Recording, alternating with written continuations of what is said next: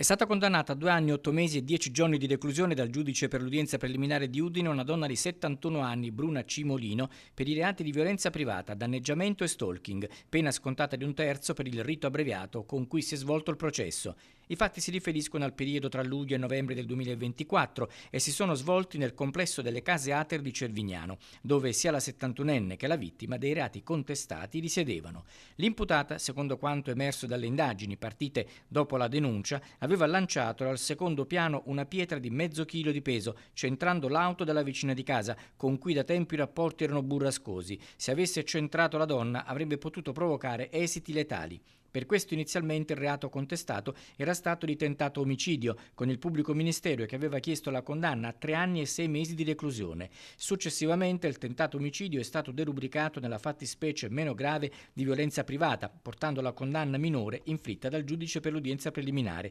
rispetto alla richiesta dell'accusa. La donna, in seguito agli episodi riferiti dalla vittima nel tempo, tra cui tentativi di aggressione a lei e alla figlia e un colpo alla testa inferto al marito con un batticarne di legno, era stata sottoposta agli arresti domiciliari per evitare contatti con le vittime, disposizione che ha violato nel mese di agosto, costringendo il giudice a disporre il carcere dove attualmente si trova. Potrà tornare ai domiciliari nel momento in cui l'Ater avrà trovato una soluzione per trasferire la sua residenza in un altro complesso, allontanando così definitivamente